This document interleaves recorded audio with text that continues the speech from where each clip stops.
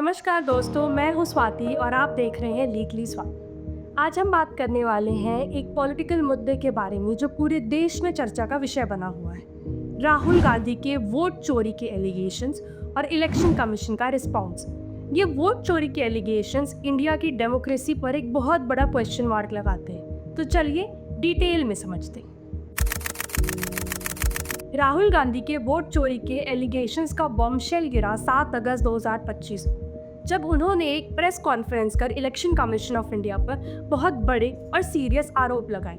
इसमें सबसे पहला आरोप ये था कि इलेक्शन कमीशन रूलिंग पार्टी मतलब भारतीय जनता पार्टी के साथ मिलकर वोटों की और इलेक्शन की चोरी कर रही है। इसका एग्जाम्पल उन्होंने दिया कर्नाटक की कॉन्स्टिट्यूएंसी का डाटा लेकर, जिसका नाम है महादेवपुरा में डाटा के साथ उन्होंने ये बताया कि किस प्रकार वोटों की चोरी हो रही है।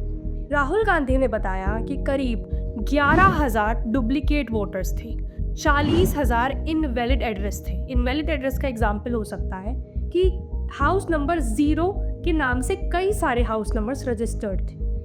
10,450 बल्क रजिस्ट्रेशन थे। इसका एक एग्जाम्पल ये हो सकता है कि एक घर पर 80 वोटर्स तक भी रजिस्टर्ड थी। 4,132 इनवैलिड फोटोज थी, जिसमें या तो फोटो थी ही नहीं या थी तो इतनी ब्लर और छोटी थी जो दिखाई ही नहीं दे रही थी। 33,690 फॉर्म 6 की सस्पिशियस एंट्रीज थी। एग्जाम्पल के तौर पर एक महिला जो 73 वर्ष की थी, उन्होंने पहली बार वोट दिया था इस कर्नाटक के चुनाव में। तो क्या ये सस्पिशियस नहीं है? इस प्रेस कॉन्फ्रेंस के दौरान राहुल गांधी ने बताया कि इन फेक और इनवैलिड एड्रेसेस और वोटर्स का यूज़ किया जा रहा है इलेक्शन के रिजल्ट्स को बदलने के लिए। उन्होंने डिमांड किया कि इलेक्शन कमीशन उन्हें मशीन रीडेबल वोटर लिस्ट दे, जिससे वोटर लिस्ट का वेरिफिकेशन ईजिली हो सके।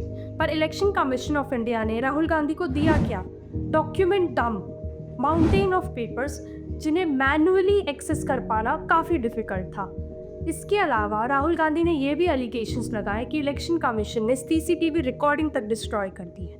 तो आप जानते हैं कि इस सब का रिस्पॉन्स इलेक्शन कमीशन ने क्या लिया। और गौर करने वाली बात यह है कि सेम डे इलेक्शन कमीशन ने इसका रिप्लाई दिया और ये कहा कि वोट चोरी जैसा टर्म एक डर्टी फ्रेज है और इसका कोई कंक्रीट प्रूफ राहुल गांधी के पास नहीं है। और अगर उनके पास कोई कंक्रीट प्रूफ है तो उनको ओथ पर एक रिटन रिप्रेजेंटेशन कोर्ट में देनी चाहिए और ये कहना चाहिए कि मैं ये ओथ लेता हूँ कि जो मैं कह रहा हूँ वो सच है। इसके रिप्लाई में राहुल गांधी ने कहा कि I have taken oath in the parliament. Election commission ने कहा कि अगर ओथ पर ये स्टेटमेंट नहीं दी जाती है तो Rahul Gandhi should publicly apologise. Election commission ने यह भी कहा कि 1951 से लेकर आज तक इंडिया इसी प्रिंसिपल पर चलता है कि 1 पर्सन 1 वोट। तो राहुल गांधी बेसलेस एलिगेशंस और अब्सर्ड बातें कर रही हैं। तो जानते हैं इसका पॉलिटिकल इफेक्ट क्या हुआ और हमें पॉलिटिकल वेंडेटा कैसे देखने को मिला। दिल्ली में जस्ट इस प्रेस कॉन्फ्रेंस के बाद एक मार्च हुआ जिसमें राहुल गांधी और ऑपोजिशन के लीडर्स को डिटेन किया गया। चंडीगढ़, नागपुर, हैदराबाद में कैंडल लाइट्स मार्चेस हुए और ये कहा गया कि डेमोक्रेसी को बचाया जाए। हरियाणा कांग्रेस ने कहा कि बैलेट वोटिंग के टाइम पर उनकी 77 सीट्स आ रही थी, जो कि ईवीएम काउंटिंग आते आते रिजल्ट से पलट गए। क्या इन दावों में दम है? इसके 2 पर्सपेक्टिव हैं। पहला, राहुल गांधी का, जो ये कहते हैं कि उन्होंने जो भी कहा है वो सब डाटा ड्रिवन है और उनका ये मानना है कि election commission Bharatiya Janata party के साथ मिलकर देश की डेमोक्रेसी को खोखला कर रही है। और दूसरा पर्सपेक्टिव है इलेक्शन कमीशन ऑफ इंडिया का, जो ये कहती है कि राहुल गांधी के पास कोई भी कंक्रीट प्रूफ नहीं है और अगर है तो वो थ्रू प्रॉपर लीगल चैनल क्यों नहीं अपनाते। अब देखिए, इसमें कोर्ट्स ने भी एक्टिवली पार्टिसिपेट किया है। बिहार में चल रहे एसआईआर के तहत 65 लाख वोटर्स को हटाया गया है। सुप्रीम कोर्ट ने इलेक्शन कमीशन को ये डायरेक्ट किया है कि उन 65 लाख डिलीटेड वोटर्स के डाटा को पब्लिश करो।